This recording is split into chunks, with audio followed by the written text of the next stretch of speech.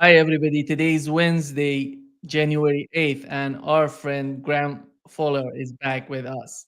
Welcome back, Graham. Thank you very much, Nima. My pleasure. And Happy New Year, by the way. To you I forgot. too. And let's get started, Graham, with what's going on in Syria.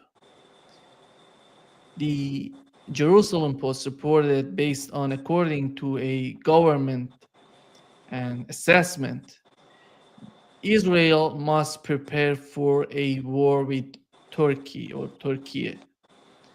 What's going on in Syria that they're concerned about a confrontation between Israel and Turkey?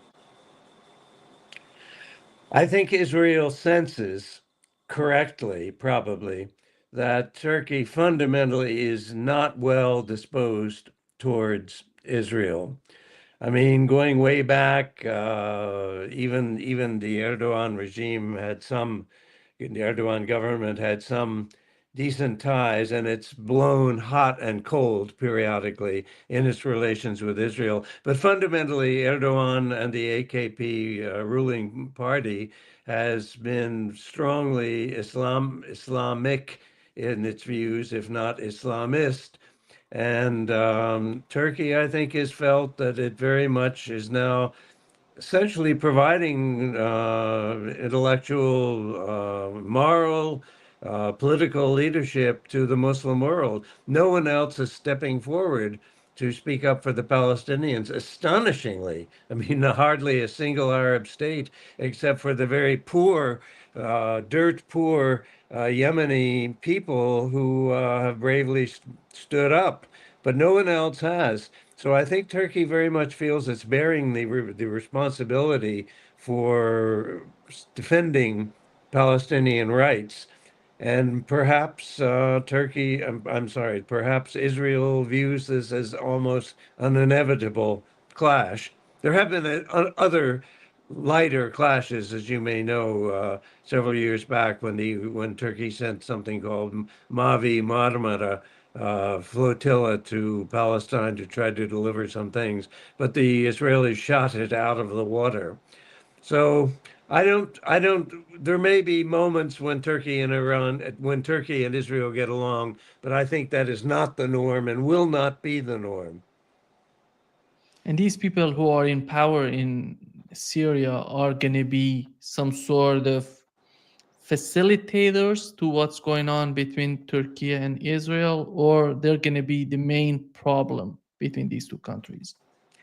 I find it difficult to imagine the present government in Syria to be serving as an intermediary between the two.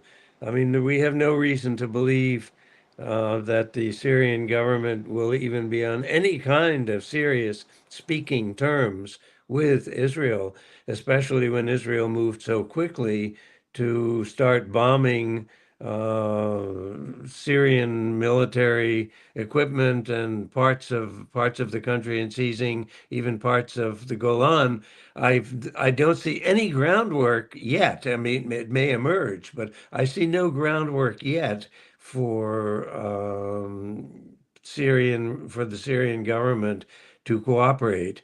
So there are also tensions and built-in tensions between Turkey and Syria. They mainly relate to Turkish presence in northwestern Syria, which may be temporary, and of course, more seriously, the Turkish problem in north eastern Turkey, where I think Turkey feels that it might well intervene militarily, has in the past intervened militarily indeed, against the Kurds there. And I suspect if the Syrian government ever establishes itself solidly, it will view such Turkish intervention as violation of its own national sovereignty. So there are some inherent tensions there.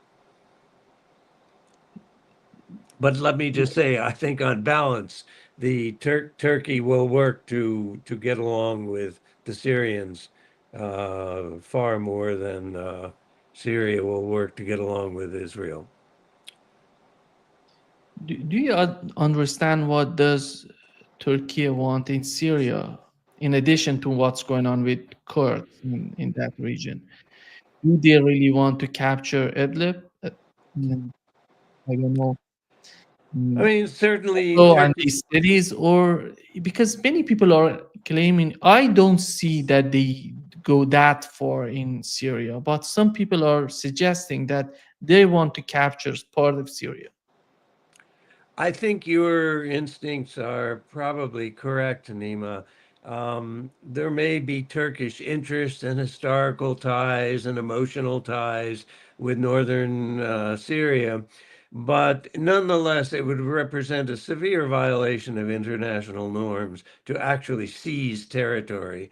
Other than Cyprus, and you know more about that than I do, other than Cyprus, I think Turkey has been very reluctant in seizure of land, and I doubt that it would go that far. But maybe extend diplomatic pressure over concerns in the region, very possibly. And of course, the huge issue is the for Turkey are the several million Turkish I'm sorry, Syrian refugees that have been staying now in Turkey for several years and represent, I guess, some degree of financial strain. And certainly, Turkey would like to see them go back home, so that is an issue between them as well. I suspect Syrians would like to go back home if it's safe and there's any hope for a Syrian future. Do you see that? Do you think that Netanyahu and his administration have any sort of strategy? Because right now, with Iran and Russia just out from Syria, they're just talking about Turkey. They're fighting Lebanese people in southern Lebanon. With yesterday, we learned that Hochstein said they're gonna withdraw their forces from southern Lebanon, but still, it's on the problem. It still exists in southern Lebanon. And right now, they're talking about Egypt. Egypt is under the thumb of the United States, but it has to be something so serious that they're just this conflict, the new conflict, this new escalation between Israel and Egypt. Yeah, there are a lot of issues involved in that. First of all, as I said, I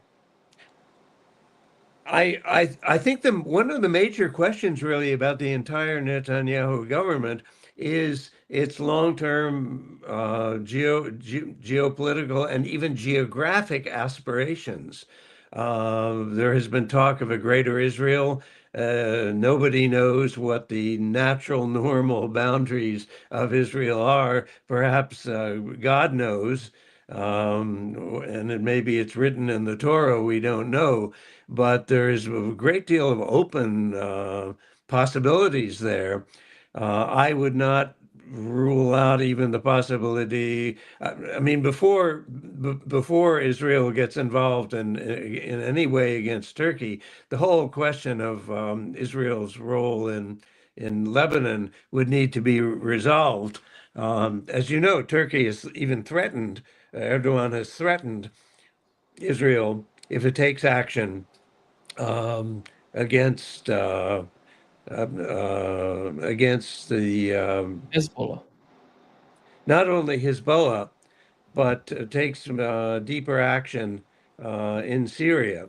So and excuse me, and in Lebanon above all else, where Turkey also has very traditional ties. So I would doubt that we would see the reality of a of an Israeli attack or in military engagement against Turkey. But with Netanyahu, you do not know.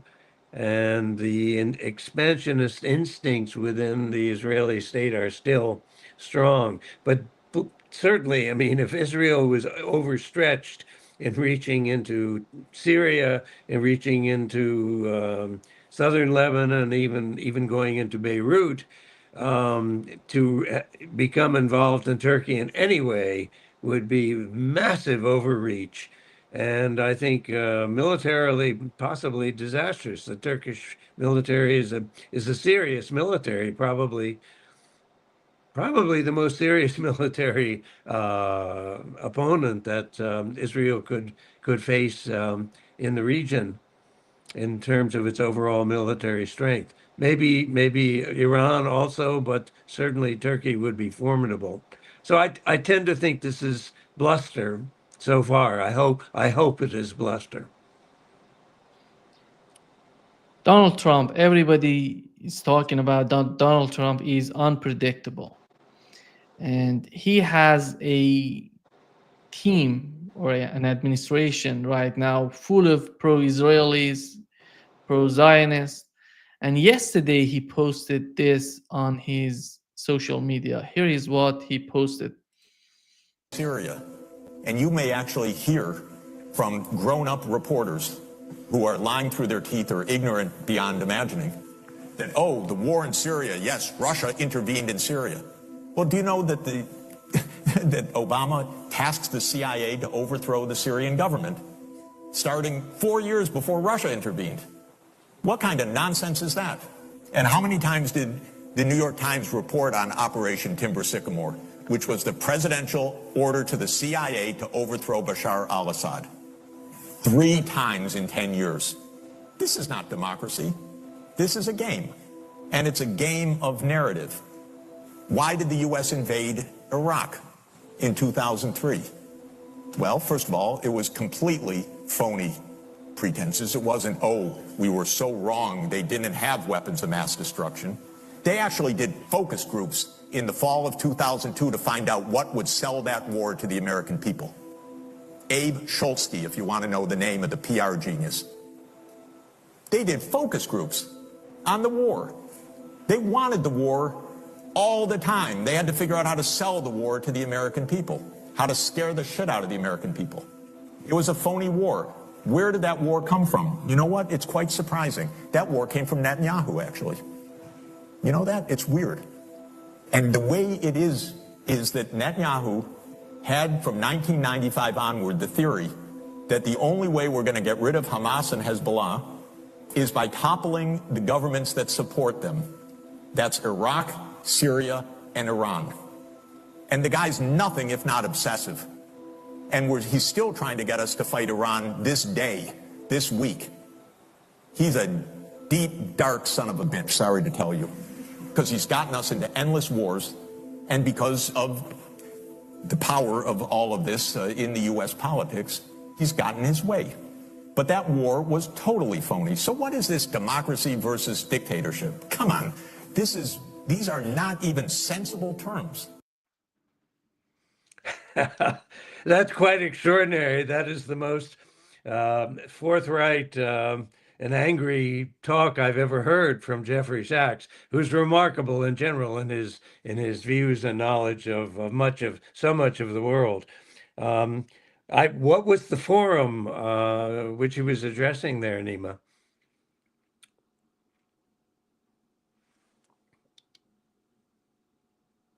I do believe he was talking with the students at the Oxford University, if I'm not mistaken, Okay.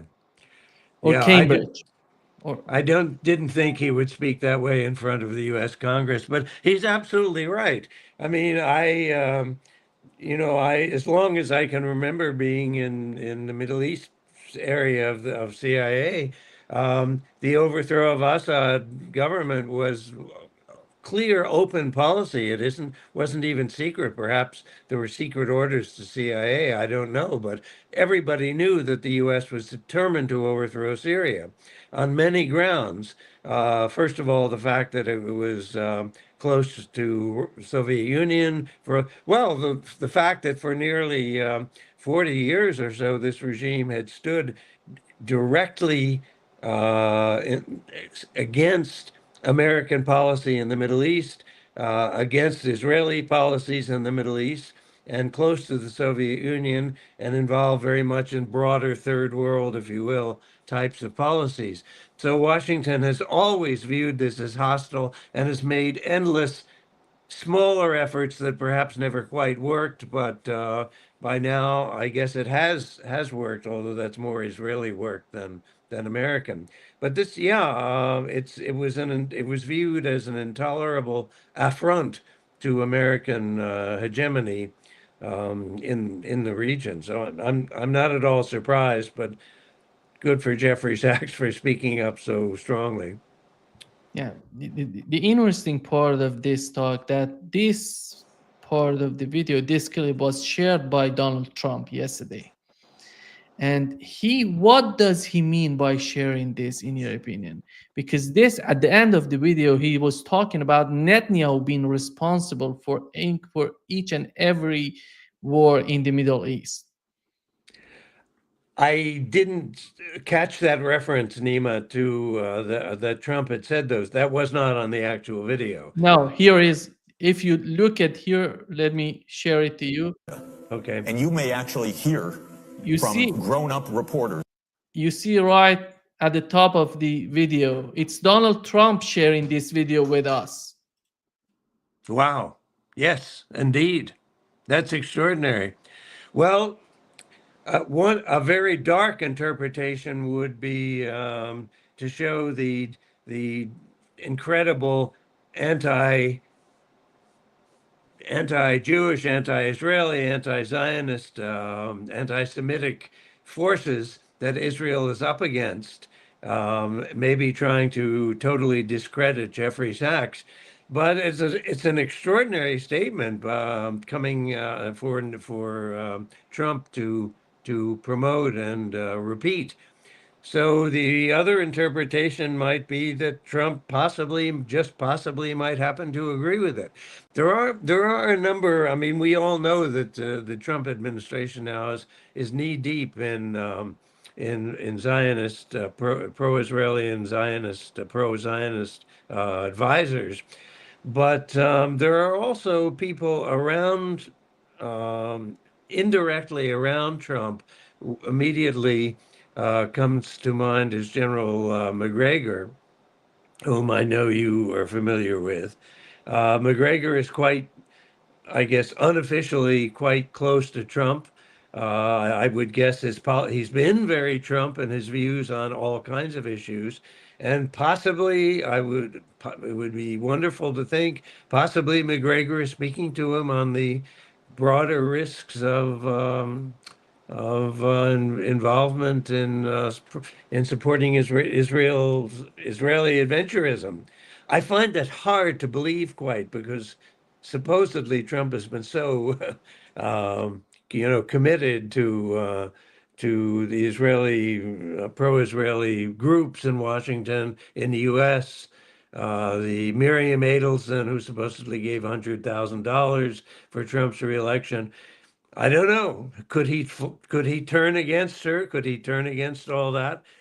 That's one of if there is any good side to Trump's erratic qualities, it is that we never can be quite sure what he's going to do. Whereas in the case of Biden and Kamala Harris, we knew exactly what they were going to do, and it was all wrong.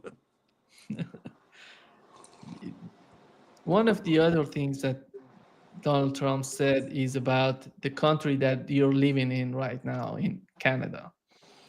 Here is what he said about Canada. I want to know what's your reaction, what's your take on what he has said. Supporting a country, 200 billion plus a year. Our military is at their disposal. All of these other things, they should be a state. That's why I told Trudeau when he came down, I said, what would happen if we didn't do it? He said Canada would dissolve. Canada wouldn't be able to function. Supporting a country, 200 billion plus a year. Our military is at their disposal. All of these other things, they should be a state. That's why I told Trudeau when he came down, I said, what would happen if we didn't do it? He said Canada would dissolve. Canada wouldn't be able to function. If we didn't take their 20% of our car market, they send us hundreds of thousands of cars. They make a lot of money with that. They send us a lot of other things that we don't need. We don't need their cars. We don't need the other products. We don't need their milk. Yeah. He's talking about the border between the United States and Canada. That little line between us, That shouldn't be there. Yeah, well, I view this as largely fantasy and bravado and braggadocio to talk about it. I mean, clearly, most Canadians would be enraged at the thought. I think the idea that Trump is providing protection, quote unquote, military protection to Canada is kind of absurd because I don't think Canada needs any military protection unless it gets involved in U.S. military adventurism in Europe. And Canada, the Canadian government has essentially gone along just like most European states blindly following Washington's policies in Ukraine and to a large extent even in the Middle East. So I find it rather absurd to talk about Canada being under American protection. It's just not real world. But he's a great, supposedly the great negotiator, and maybe he feels that this will soften up Canada, scare them sufficiently to soften them up to be more pliable in economic talks on border relations. Do you see these type of policies, these type of talks on the part of Donald Trump being a strategy toward China and the way, because he's talking about Greenland, he's talking about Panama, Canada, Mexico, all together. Maybe they want to dominate the southern part of American continent, Brazil and other countries. How do they see the way that he sees the conflict between the United States and China? It's a wide open question in many ways. And there's no end to constant American reference to the fact that China is the leading challenge, sometimes even enemy, mentioned as enemy, to the United States, not Russia, interestingly enough. Um, so I think there's deep exploration as to the nature of long-term relation between the U.S. and China. Coming back to Jeffrey Sachs, who you had just played a few minutes ago, Jeffrey Sachs has been one of the many who feels that this is insane to get into a serious economic race and competition with China. And honestly, I'm not a particular economist, but it seems to me anyone observing Chinese technological, military, economics, even social developments are leaving the U.S. quite far behind.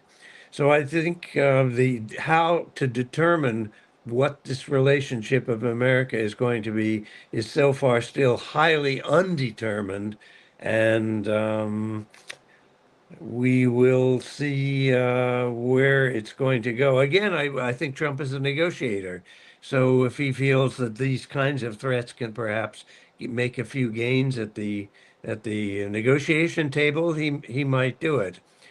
But there are a lot of people, including many American economists and indeed American businesses, that feel that taking on or shutting down Chinese imports to the United States, et cetera, would be quite damaging to the U.S. as well. But he has certainly gotten everybody's attention.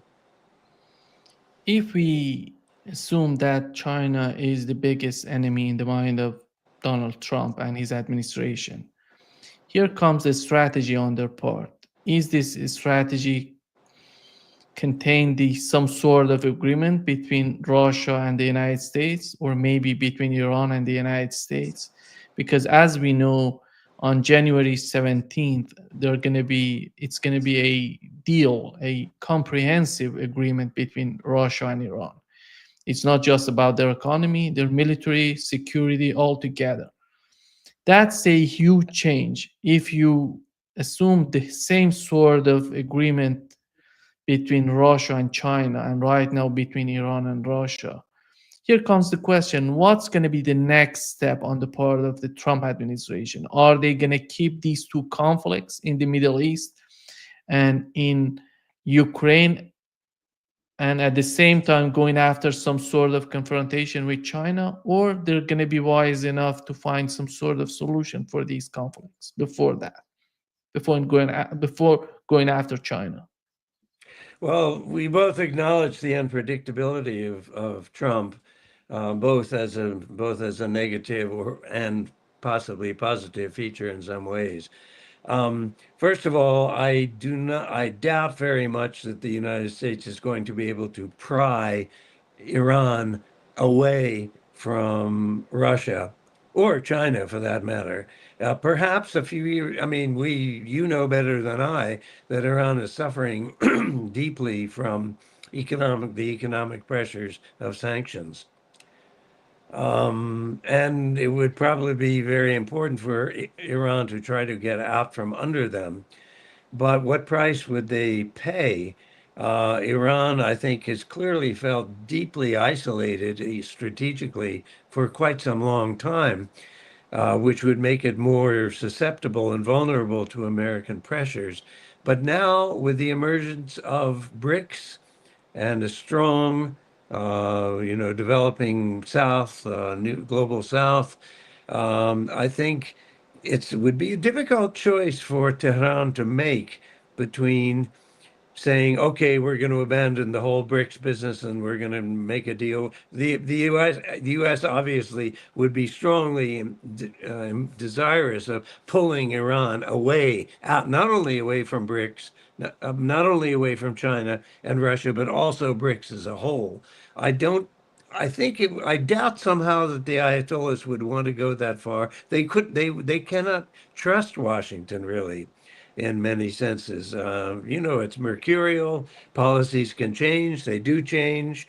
There's deep emotionalism in the United States against Iran, going back to the American perceived outrage at the overthrow of America's closest ally in the Middle East, the Shah of Iran, and followed by the long year and a half hostage crisis when American diplomats were imprisoned in effect in the American embassy.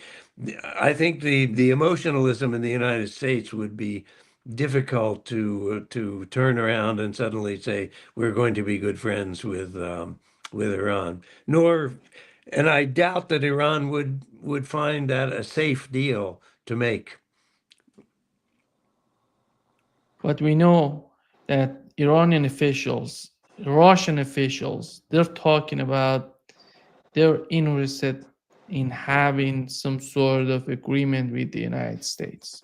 Russia and Ukraine and Iran for the nuclear program and all the difficulties that we are witnessing in the West Asia, in the Middle East. Here is the choice of the Trump administration.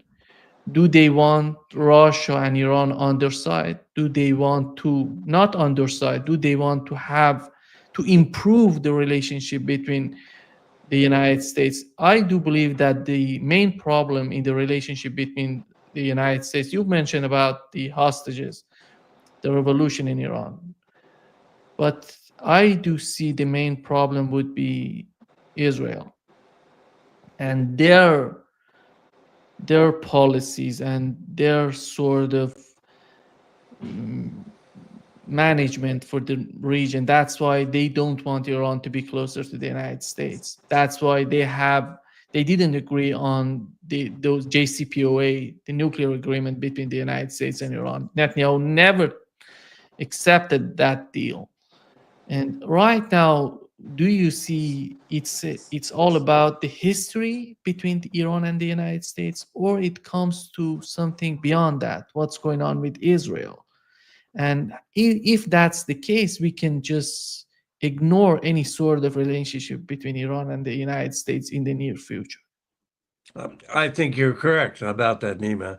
Um, I First of all, I remain deeply worried that Netanyahu is going to make that decisive strike against Iran and perhaps the nuclear facilities and other such things.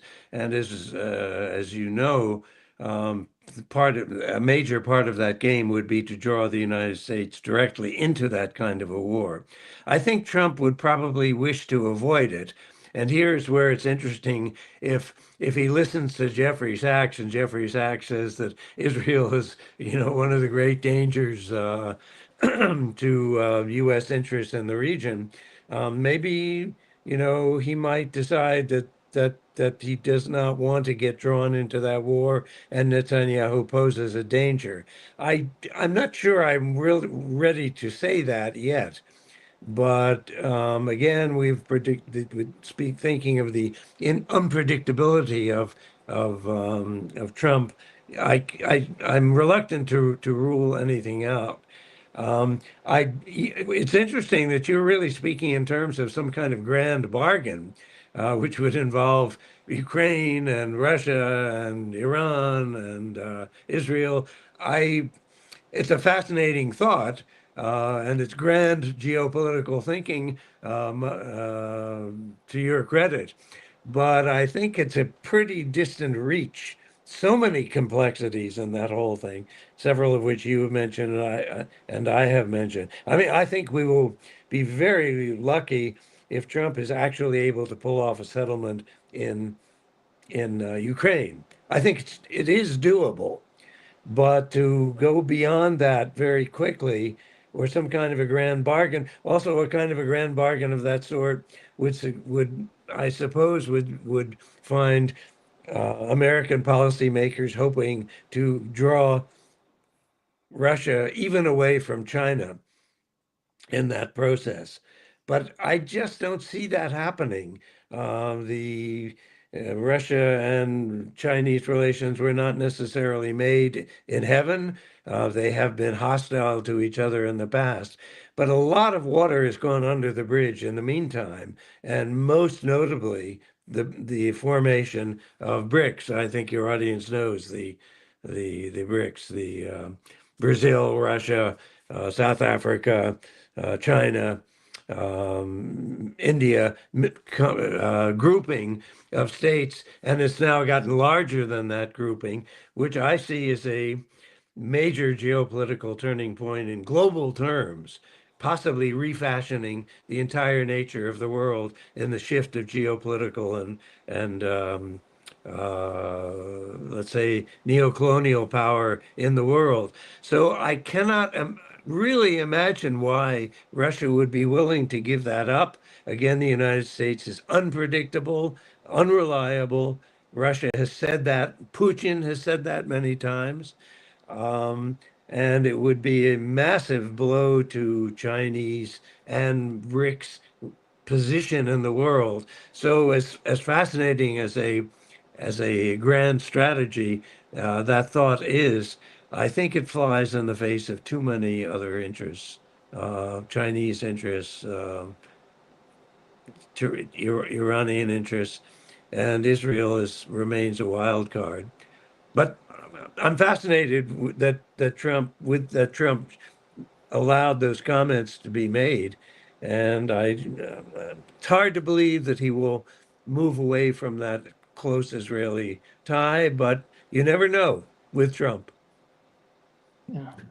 You've mentioned BRICS, and we know that Indonesia just joined BRICS, and Indonesia is a huge country in terms of their Yes. economy, the population, and is a very important country after all.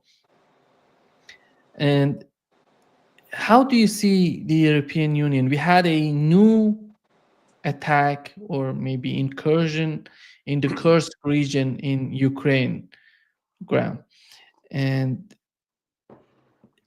when it comes to the Kursk incursion, the first attack was everybody was talking about that the British intelligence, the British government was behind this type of mindset that they can gain something in the Kursk region, which would influence the United States, that convincing the people in the Congress, the government, that Ukrainians are capable of defeating Russia, or maybe.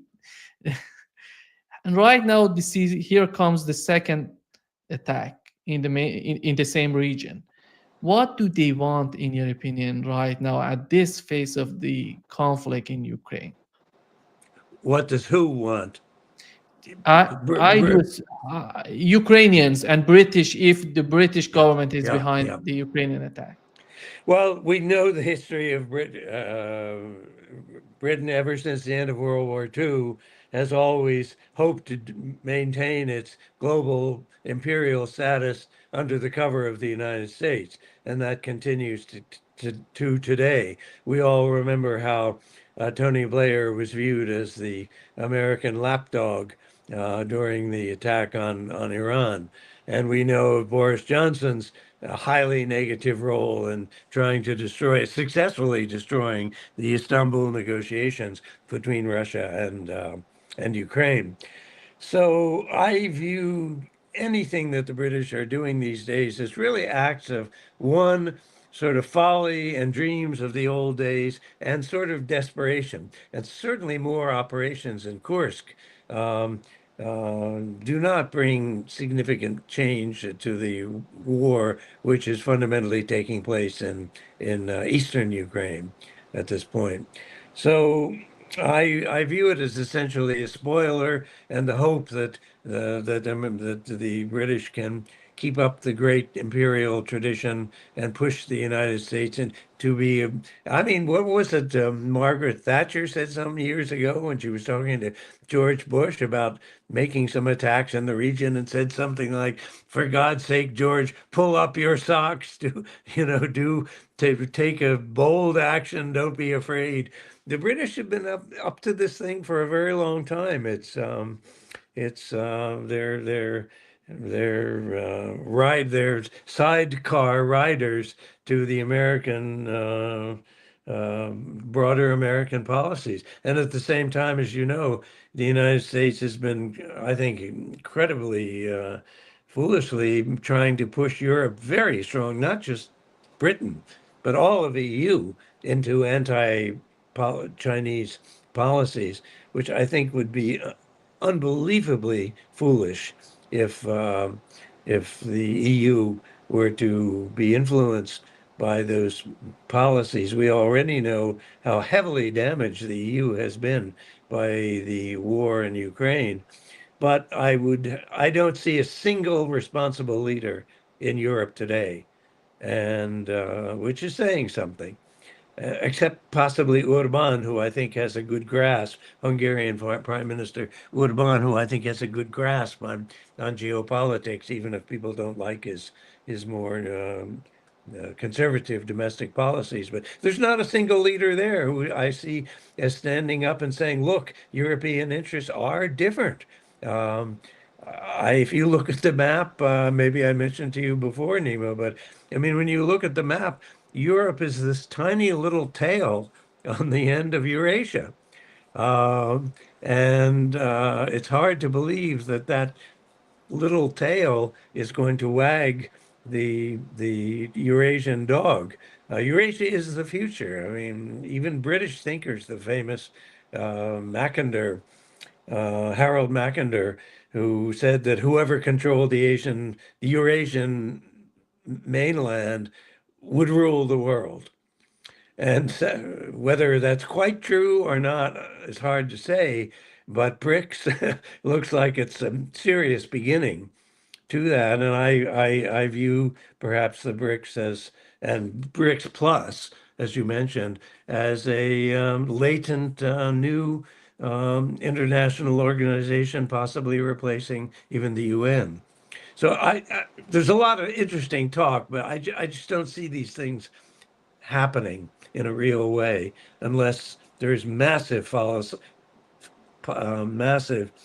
um, stupidity in EU, which I don't rule out.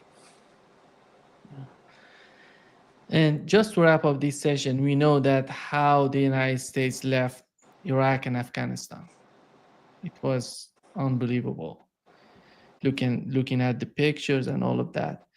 Right now in Ukraine, do you think that Donald Trump is capable of putting an end to the conflict? Because right now with the Keith Kellogg, with the proposals, they don't seem to understand what's going on. They don't seem to it seems to me that they're trying to do some sort of bargaining with Russia, but Russia is not there for bargaining. They have fought for more than 2 years. We are approaching 3 years of the conflict in Ukraine, and they have lost a lot of soldiers, a lot of people. Ukrainian people have lost a lot of soldiers, more than, I don't know, a lot, 400, 500, a million people. This is not a simple conflict that you can bargain on it. You have to see the reality of the battleground, then talk about any sort of agreement. Well, obviously, anybody who seeks to get out of military involvement pays a considerable price. We know that, although I'm no fan whatsoever of Joe Biden, I did strongly support his withdrawal from Afghanistan. But we all know that he took a great deal of flack from many domestic forces in the United States who then argue because we are weak, appear to be weak in Afghanistan, therefore we will appear weak to our other opponents and we should have stood strong. That's an old and tired argument, but it was made again. So Trump has to be careful in pulling out. Certainly, the Democrats will be ready to jump on him if he does that. He will have to fight NATO and all the pro NATO forces within Europe, within the United States. The whole Atlanticist vision, I think, comes to risk. But again, Trump is unpredictable in this case. I like that because I think he just might do that. But I don't, the mechanics of it are very tricky. But you're absolutely right. I think Russia would not, is not in the mood to bargain. They've essentially won the war. And more, not only won the war, but this is, as they have said, it's an existential threat to Russia to have an enemy military alliance on its very border. And we all know how Washington would react if there was a Chinese military border on the a Chinese base on the Mexican border. I mean, it would be unthinkable, unacceptable. So, yeah, I hope Trump has the strength to do it. He just might. He just might. There may be enough people in Washington who realize this is a bad game. And I would hope even the Europeans behind the scenes really want to see an end to this because they have been the biggest losers in the West by far, especially Germany. Elections coming up in Germany. Uh, German, Volkswagen moving to the Brazil, or they're already there in Brazil, I think. But in any case, this is a massive blow for German industry. Yeah. Thank you so much, Graham, for being with us today. Great pleasure as always. Well, my pleasure, and thank you for the very provocative questions. They make me think as well, Nima. So good luck. Take care. See you soon. Bye bye. Bye.